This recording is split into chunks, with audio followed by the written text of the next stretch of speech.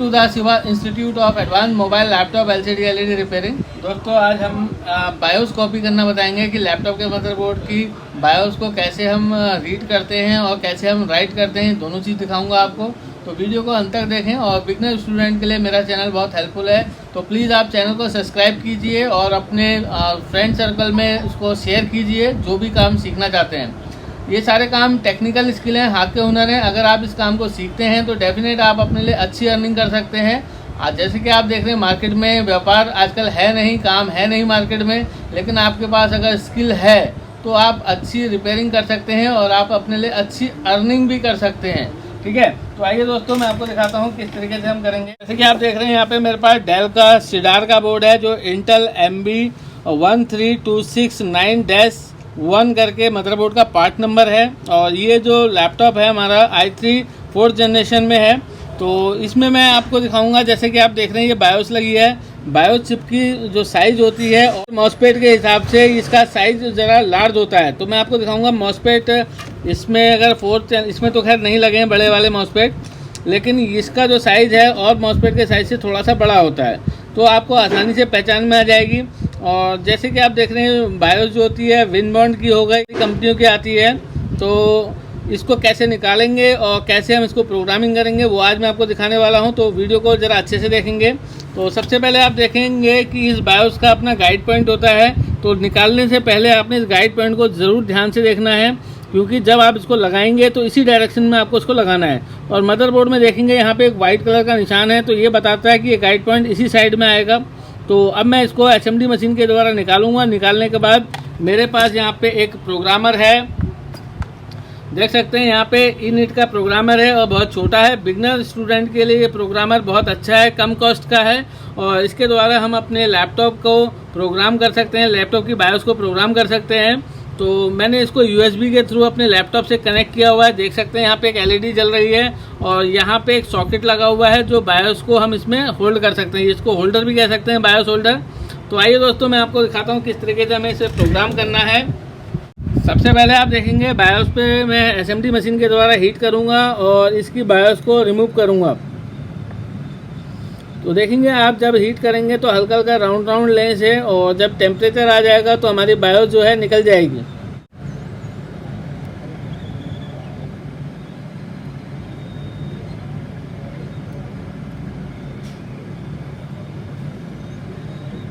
तो देखेंगे हमारी बायोस निकलने को हो गई है और टेम्परेचर आ गया है और देखेंगे इस तरीके से मेरी बायोस जो है निकल गई है।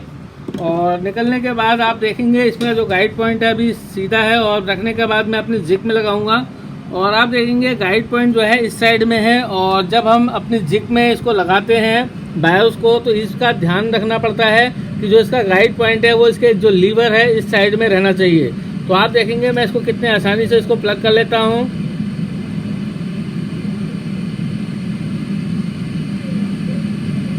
तो देखेंगे इसको मैंने होल्डर में डाल दिया है और ये लॉक हो गई है।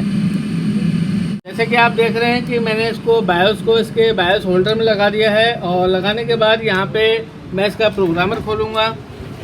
तो देखेंगे यहाँ पे जो बायोस का जो प्रोग्रामर का जो फाइल है, सेटअप है, वो यहाँ पे है, इनिट प्रोग्रामर। और जब मैं इसको क्लिक करता हूँ तो हमारे सामने एक विंडो खुलेगी और इसको रीड राइट करना बहुत आसान है हमारे लिए। देखेंगे इनिट का हमारा विंडो खुल गया है। अब हमने यहाँ पे जो करना है सबसे पहले डिटेक्ट वाले बटन को दबाना है। तो देखेंगे जब मैं डिटेक्ट वाले बटन को दबाता हूँ तो W25Q64JB करके हमारा इसने डिटेक्ट किया है बायोस को। और आप देखेंगे ये 3.3 वोल्ट पे ऑपरेट होती है और ये 64 M बाइट्स करके है।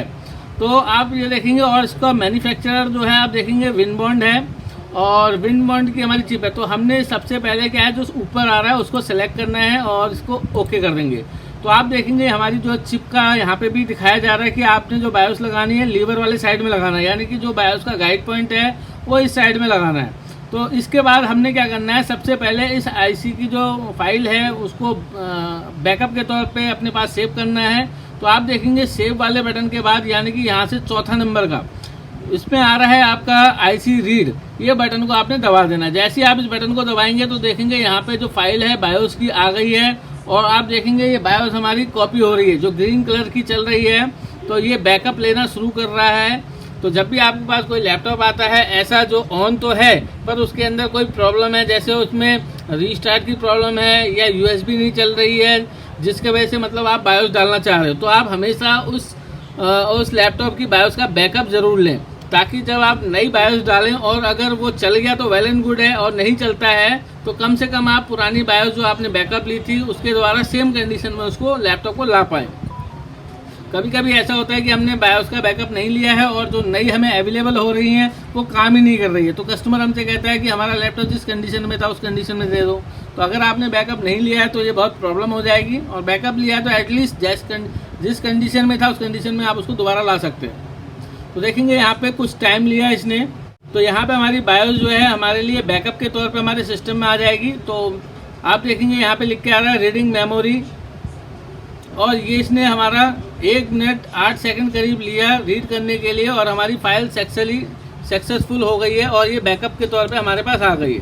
लेकिन अभी ये सेव नहीं हुई, सिर्फ सिस्टम में आई है। जो आप देख रहे हैं यहाँ पे कोडिंग देख रहे हैं, इसको हम कोडिंग कहते हैं, और यहाँ पे टोटली बायोस की हमारी कोडिंग आ गई है, देख सकते हैं यहाँ पे। तो अब मैं क्या करूँगा, यहाँ पे सेव वाला बटन, यहाँ यानी कि यहाँ से तीसरा बटन सेव वाला है, जैसे ही मैं इसको क्लिक करता हूँ तो इसके बाद एक विंडो खुलेगी और मुझे लोकेशन देना होगा कि मुझे अपनी बायोस को कहाँ पे रखना है। तो आप बायोस नाम से एक फ़ोल्डर बना लें अपने सिस्टम में। देखेंगे मैं यहाँ पे अपने कंप्यूटर में चले जाता हूँ, और यहाँ पे मैंने देखिए ऑल बायोस के नाम से एक फ़ोल्डर बना रखा है, इसको मैं क्लिक करूँगा। तो जैसे कि आप देख रहे हैं डेल का लैपटॉप है, तो मेरे पास यहाँ पे एक फ़ोल्डर क्रिएट कर लेता हूँ मैं अपने लिए। तो न्यू फोल्डर, और मैं यहाँ पे डेल लिख देता हूँ।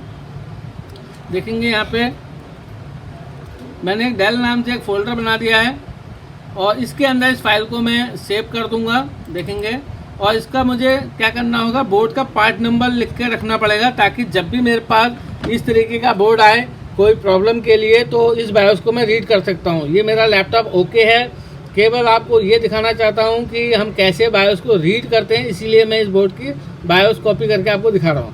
तो यहाँ पे देखेंगे सिडार लिखा हुआ है, तो मैं यहाँ पे जो इन्फॉर्मेशन यहाँ पे लिखी है वो पंच कर देता हूँ।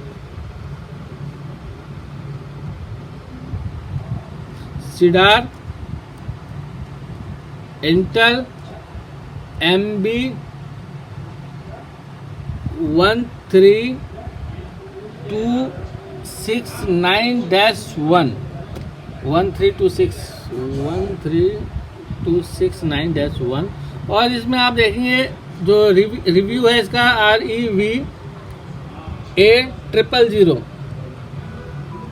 ये मैंने मेंशन कर दिया है। अब मैंने इसका बोर्ड नंबर जो मेरे बोर्ड पे था वही नंबर मैंने इसकी बायोस में यहाँ पे सेव कर लिया है। तो अब देखेंगे जब मैं ओपन करूँगा तो मेरे पास ये फाइल यहाँ पे सिडार इंटेल MB 13260 के नाम से सेव हो गई। जब भी कभी मेरे पास इस तरीके का बोर्ड आएगा और उसमें बायोस से रिलेटेड कोई प्रॉब्लम होगी तो इस बायोस से मैं उसको ओके कर सकता हूँ। तो अब देखेंगे मैं यहाँ से बायोस को जिग से निकाल लेता हूँ, और बहुत आसान है प्रोग्रामर को चलाना। अगर आपको बायोस प्रोग्रामर चाहिए तो हम आपको 1 साल की वारंटी के साथ इस प्रोग्रामर को प्रोवाइड कराएंगे।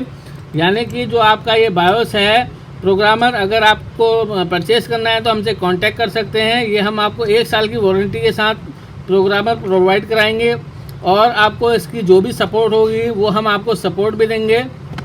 इसके अंदर आप देखेंगे एक USB केबल आता है, आपका प्रोग्रामर आता है, और इस तरीके से 2 होल्डर आते हैं। मैं दिखा देता हूँ इसमें क्या क्या चीज़ आएगा आपका।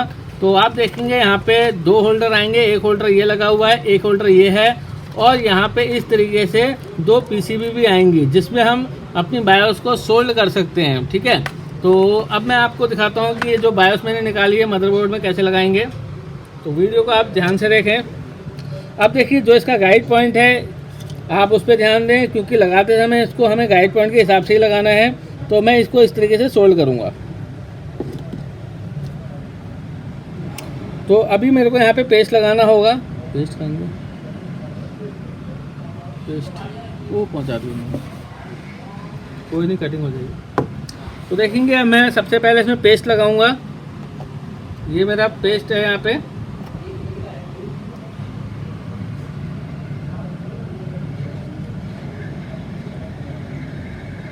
और मैं भी आपको लैपटॉप को ऑन करके भी दिखाऊंगा। और आज आपको इस वीडियो के माध्यम से केवल ये दिखाया गया कि हम बायोस को कैसे रीड करते हैं, और नेक्स्ट वीडियो में आपको दिखाऊंगा कैसे राइट करते हैं।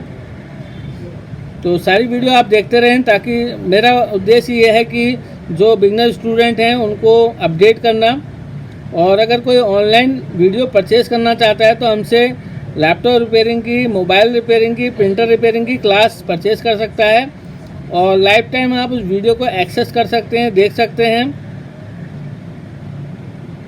और आप अपने लिए अच्छी रिपेयरिंग कर सकते हैं। हम आपको लाइफ टाइम सपोर्ट भी करेंगे, हमेशा के लिए हम आपको ग्रुप में जोड़ेंगे।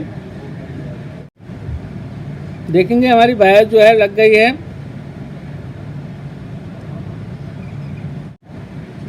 और अभी मैं आपको दिखाऊंगा बायोस हमारी कितनी अच्छी तरीके से लगी है। तो आपको मैं दिखाना चाहूँगा जूम करके, ऊपर से ऐसे दिखाओ कि हमारी जो बायोस है वो कितनी फाइन लगी है, देख सकते हैं आप। देखेंगे काम के साथ साथ हमारी सफाई भी है और आप देखें बिल्कुल हमारी बायोस बिल्कुल सही लगी है। ये इसका गाइड पॉइंट है और ये इसका लाइन है। तो यहाँ पे हमने बायोस लगा दिया। मैं आपको बोर्ड को ऑन करके दिखाऊंगा।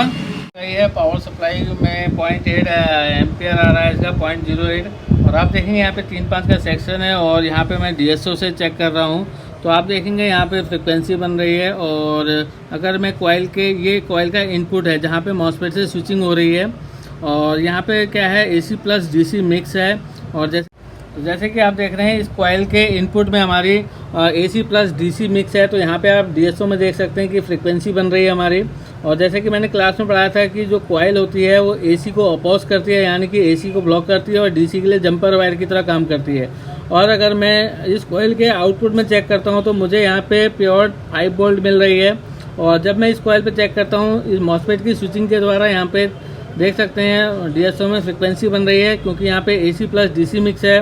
AC को यहाँ पे ब्लॉक कर देगा जबकि DC को पास कर देगा। और आप देख सकते हैं यहाँ पे 3.3 वोल्ट बन रहा है।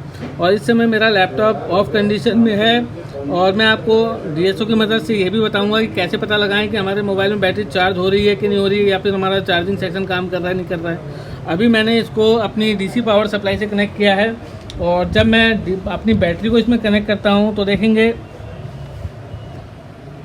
बैटरी मैंने इसमें कनेक्ट कर दी है। और कनेक्ट करने के बाद बैटरी के पॉजिटिव में आप देखेंगे यहाँ पे मुझे 10 वोल्ट के आसपास मुझे मिल रहा है। और यहाँ पे आप देखेंगे चार्जिंग सेक्शन की कॉइल ये लगी है। और कई बार हम चार्जिंग सेक्शन को रिपेयर करते हैं लेकिन हमें कंफर्म नहीं हो पाता है कि चार्जिंग सेक्शन रिपेयर हो पाया कि नहीं हो पाया। तो देखेंगे जब मैं DSO को प्रॉप को इसके आउटपुट में रखता हूँ तो यहाँ पे मुझे 10 वोल्ट मिल रही है।